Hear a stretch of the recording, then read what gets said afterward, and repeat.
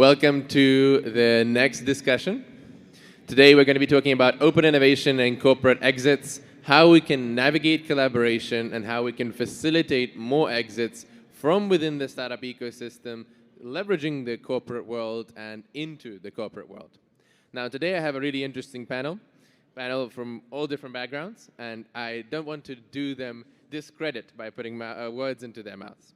So perhaps we could start with a very quick round of 30, 60-second introductions, perhaps first on yourself, and then your connection to the innovation ecosystem and the hat you're going to be wearing for today's conversation before we jump into the discussion yourself.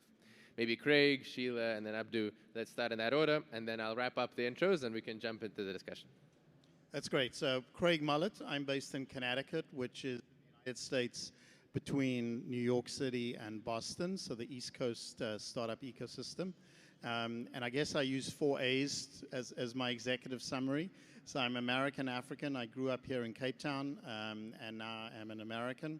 And then I am an advisor for M&A, which is part of our topic. And I'm also an investor. I've backed about 40 startups all around the world. And I'm also a limited partner in Launch Africa, which is Africa's biggest seed stage fund. Good morning, still morning, right? My name is Sheila, and I'm based in Cape Town. I head up ecosystem development for Ayoba. Ayoba is a super app owned by the MTN Group. The hat that I'm wearing today, I've basically worked in all the elements of the ecosystem besides the government, but today I am going to focus on being an open innovation practitioner, such as sharing practical things that we've done over the years. Good morning, everybody. So my name is Abdu. I work as a researcher and a consultant. I specialize on African startup ecosystems. And I think that the interesting part for this session will be more my former job in France. I used to work as a strategic consultant for 4 years and a half in an innovation agency, working with large corporates in France, trying to transition them into being more and more innovative companies. And I worked quite a lot in setting up with them incubators, startup studios, CVCs, and stuff like that. Fantastic. So we have someone who is both an innovation and a financial professional. We have someone who's bringing in specifically just that open innovation hat, someone who's wearing both a semi-academic, semi-practitioner hat, and then myself perhaps just purely from the VC ecosystem. My name, to round up the panel, is Mark. I'm the co-CEO of Dream VC. We are an emerging market-focused venture capital institute, which means we actually teach VCs how to VC. We teach individuals to break into the venture capital industry for the folks who want to actually work as a venture capitalist. We teach, educate, and develop strategies for about 100 different African-focused funds. And we also build corporate venture capital funds. And perhaps it's the corporate hat that I might wear a little bit more today for today's conversation, because CVC, in many ways and shapes and forms, is a subset or perhaps an evolution of open innovation efforts. And that's hopefully part that I'll bring to the conversation. Now, I think when we talk about open innovation and corporate exits in general, you have to start with equaling a playing field, because we use a lot of jargon in the VC space, and it means different things to different people. Let's see if that's the case today. I'd love to start by maybe taking it to Craig and Sheila first, and then Abdu. What does open innovation mean to you, and what does it mean in the scope of your work? Yeah, I think innovation and the words open innovation, meaning trying to get innovation to permeate an organization, is interesting. So if we look at how companies, corporates can grow, they really only have 2 options, either internal, or what we would call organic growth, or M&A, or what we would call inorganic growth.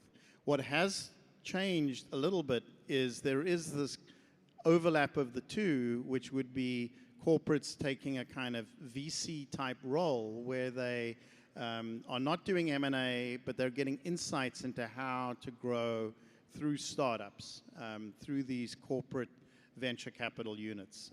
And we were chatting earlier, I think what has changed a little bit, certainly in the United States, one of the companies I'm working with, S&P 500 firm, they have a director of strategy, and he has M&A as well as innovation and venture capital under his team. So kind of both units. And the panel was talking earlier, sometimes the M&A hat, which is very numbers focused, may not be the way to go when you're trying to evaluate corporate venture capital, which is future growth driven, and often there's very few numbers to start with. So you often need two separate teams so that you can wear those two hats. It's an interesting perspective. And for folks who don't know, if you just broaden out, I think you mentioned it's a FTSE 500, top 500 company in the US. If you looked at the entire set of the biggest 500 companies in the United States, 85% of them, so almost 9 out of 10, have an active innovation unit, an R&D unit, or a CVC.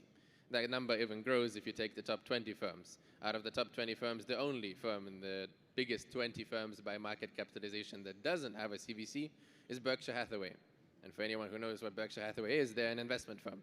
So all 20 of the 20 biggest businesses in the world currently invest outside the business beyond just the kind of traditional M&A, which means that to a large extent, people are realizing that innovation has a role to play, even in oil and gas, even in banking, but more so than ever in the world of tech startups.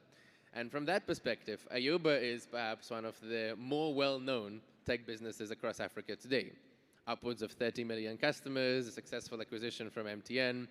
You sit really in the middle of the innovation ecosystem. So what does open innovation mean to you from that perspective, wearing an ecosystem hat, Sheila? Yeah, thank you for that. So I think the simplest way that I like not translating or telling someone about open innovation, it's literally going to the crowd to source. So it's crowdsourcing, where you have what you would call so you have what you call the producer, which might be a corporate or a VC fund, basically someone who has money to take ideas to launch or even grow the ideas. Then you have the consumers, the customers, which are your market. And we know that, when companies are well established, especially, let me make an example of the MTN group, where it is a huge business. If you are wanting to launch a new product or you're wanting to improve, sometimes even a feature, you have to go through this hierarchy of people understanding what the value is. But when you take the open innovation angle, you are able to take ideas, source the ideas from the crowd, and you can do that through, various interventions. You can run hackathons, run competition. In fact, we see open innovation every day in our lives. We just don't know that it's open innovation. So if you see, what's this brand? But they basically wanted to decide on what is their new brand and logo is going to look like, and they went out and to social media, not Jaguar. I know there's been a lot of conversation on Jaguar now. Another example is a brand wanting to be relevant, and they would go in social media and say, okay, we have launched this app, or we've launched this feature. How would it look like from you? And you get a lot of ideas, people contributing on what they want it to look like. Now, the difficult part, though, is to then harness those ideas or new ways of product innovation and then integrating it internally. Because as big organizations, we tend to want to innovate, but we don't really have the right environment or even the right processes to take those ideas, those new things, and quickly implement. And as you know, speed is always a competing element. So it's that, and then maybe bringing it to what we are trying to do is, as a telco, we know that we need to innovate, hence, Ayoba being there and other digital platforms being there linked to the MTN group. Now, what we do with open innovation is to actually say to the market, all right, we have all these things, assets, technologies, and all of that. How can we quickly get new ideas or even new products out of the things that we have, but leveraging the crowd and other expertise that we might not have, especially like you do have an R&D team, but it's quite limited. People have their KPIs. So on a daily basis, we don't have a lot of time to step out of that noise and look at what is it that exactly our customers are looking for in the market. So a way of getting customer feedback and implementing that both in internal and external innovation from within the group. Now, Abdu, I think you've actually helped some firms build out their open innovation efforts from a consulting hat. Yeah. And I think for some people, they might be listening to us speak and think this is all very hypothetical, right? M&A, okay, this seems grand and enormous. Open innovation seems like it's a really big continuum. Are there any specific examples you can speak to? Okay, so this is an example of open innovation, an incubator, an accelerator, studio. Yeah, absolutely. I kind of agree with everything that was said. If I take my researcher hat for like 2 seconds, I would say that there is 3 ways to schematize open innovation. Either it goes through external acquisitions and work with existing startups, or it is sourcing interesting project or nascent startups, helping them grow to further later integrate them into the business or do actual work with them. Or, that's also interesting, and that was most of my open innovation activities when I was back in France doing that. It was more about instilling an innovation culture within the employees, and to make sure that we can create this type of corporate entrepreneur within the company, and to create a kind of setup with its own governance and its own processes that will allow this corporate entrepreneur not to go faster and not to take all the hassles of a large group in terms of decision-making time, in terms of resources that you can mobilize, etc., etc. So very concretely, I have seen many different initiatives in the 3 activities, but I think that what's very interesting is that we have to put this into perspective with the level of maturity of the corporates, and especially the C-levels within these corporates at the time where we're speaking. So when I was doing that back last decade in France, large groups were not necessarily seeing innovation as a strong strategic asset, and they were not deploying necessarily all the resources that, for example, you've seen in the US. When you come to consider open innovation more into acquiring existing startups and generating straight top line or straight growth for your business, that's a certain level of maturity where you consider innovation as important.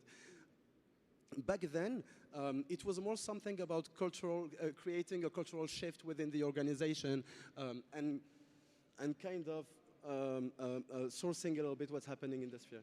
So that's how I would schematize it, and yeah. All right, thank you for that, guys. Now, I think quite a few in the room are startups, right? Let's get a very quick gauge. How many of you here are actually from wearing a startup or SME hat? Could you get a quick raise of hands if we have any startups in the room? 1, 2, 3, 5, 6, half the room? No. All right, so a decent number of you are startups. And you might be thinking, okay, so this is very interesting. Corporates innovate, but corporates might be slow. What is the connection to startups? And that's the exit part of the conversation. If you actually look at the moment and you consider, what do I do with my startup once I have a big business? How do I actually make money from the startup beyond paying myself a salary? A big part of what you own in any business you build is the equity, the shares in that business. Now, those shares are what angel investors like Craig or myself are after. When we invest in a business, we are buying shares in a company to then see if that company scales. If it grows, we can sell those shares at a higher price, in the same way as you might invest in a house and sell that house for a larger cost. Now, when it comes to corporates, one of the biggest roles that corporates play in African markets today is they are the biggest source of liquidity. So if you build a company, the likelihood of you being able to list that company on a public stock exchange, like the Cape Town Stock Exchange, the Johannesburg Stock Exchange, the Cairo Stock Exchange, the Casablanca Bourse, are almost infinitesimal. It's less than 1 in 100%, so 1% likelihood of being able to successfully list a company. At the same time, there are thousands of big corporates who are thinking, like Sheila has mentioned, through an approach, how can we integrate external learnings into our corporate activities? Like Abdu mentioned, how can we leverage that external innovation mindset into our internal teams? And often the answer is, we might buy a company or invest in a company, buy some shares in that company to learn from that effort. So a really big part of the role of corporates is that potential exit opportunity. Now, I'm curious, Craig, you've obviously seen both sides of the world, right? The US market and the African market. And maybe in the last question I'll pose to you before we open up to the floor, what do you think needs to happen for us to see a more active corporate M&A environment? Because it is happening in Africa. There are mergers and acquisitions happening every year, an increasing number of them, but still paling on the size of the US economy, even on a state level. Is there something that needs to happen? Is it a mindset change or maybe a government level question? So I think one thing that's really interesting is that in the last 5 to 10 years, there have been two new categories of, they're not corporate buyers in the traditional sense, like S&P 500 companies, but they're more roll-up buyers. And we're seeing this for smaller startups. One of the challenges big corporations have, you know, if they do M&A deals for $100 million, $1 billion, for them to get involved and buy a startup for $20 million is often just not worth their effort. And I think within Africa, you see that as well. So if I look at, for example, my own portfolio within the last 6 months, I've had 2 exits. The one was to a private equity-owned roll-up. So they were buying this company, my portfolio company, they've done pretty well. And I think I made 3 times the investment, so I wouldn't say it was fantastic, but it's a lot better than a loss. And they're kind of buying these smaller companies that are not going to make it into the being acquired by Alphabet or being acquired by Meta or one of the big guys. And then there's another category too, which is increasing, especially in Africa, which is other VC-backed companies buying smaller startups. And often this is a share-for-share deal. Some of these are almost acqui-hires because these startups haven't got, we saw these startups pitch earlier with all those nice graphs of the sales going up. And sadly, that didn't happen for a lot of these startups. The sales kind of just went like that. But the team has good expertise, things we're talking about, they have good insights. So another startup says, well, you know, we'll buy you. We're not going to maybe give you a huge valuation. Maybe it's $3-5 million, something like that. But we'll give you shares effectively in this much bigger startup because there's a number of startups in Africa that have raised tens, even hundreds of millions of dollars. And they have that ability to be able to roll up these smaller ones. And I think that's a trend that we're seeing in the US and we're starting to see around the world where it's not just the big corporates who can only buy startups that really have made it, but these other categories, the private equity-backed and venture capital-backed firms that can buy these smaller businesses at a much earlier stage. All right, so maybe if I can draw a takeaway from that, from at least some of the startups in the room, and perhaps for some of the funds in the room as well, it's when you're thinking of an exit strategy, consider, one, the traditional route, if we may call it that, of preparing a company for a major acquisition. Think of the more well-known cases of the acquisition of BioNTech buying InstaDeep in Tunisia recently for north of $600 million, or Stripe buying Paystack in Nigeria, but also of even regional roll-ups. Now, what's really interesting is that these regional roll-ups often aren't going to make it to the news, but they are happening. I would say just from the funds that we've trained, I'd say upwards of 10 or 20 of them have seen liquidity events, especially in the B2B space. A lot of B2B wholesale businesses, B2B fulfillment businesses, buying companies right, left, and center. Shari in Morocco, Wasoko and Maxab in Egypt and Kenya, respectively, Moneypoint in Nigeria. There are a lot of these roll-ups happening, and sometimes it might not seem like the billion-dollar success story that some of you might read about, but $10 million out of an exit when you've been building a business for a few years is still an exit. And that can be your path to potentially building the next unicorn. All right, I do think we are at time, so if we do have a minute, I would welcome if we do have any questions from the crowd, in case anybody is curious about open innovation, harnessing that corporate world, or corporate exits. Otherwise, we will have to call it here for today. So thank you very much, guys, for your attention so far. Thank you for the insights from the panel. Do we have any questions from the room?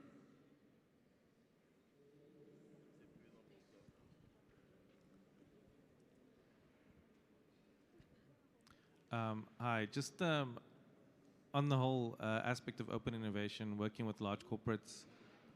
One of our portfolio companies, the founder was approached with a deal from a large corporate South African entity to be exclusively through its portal, its super app, basically.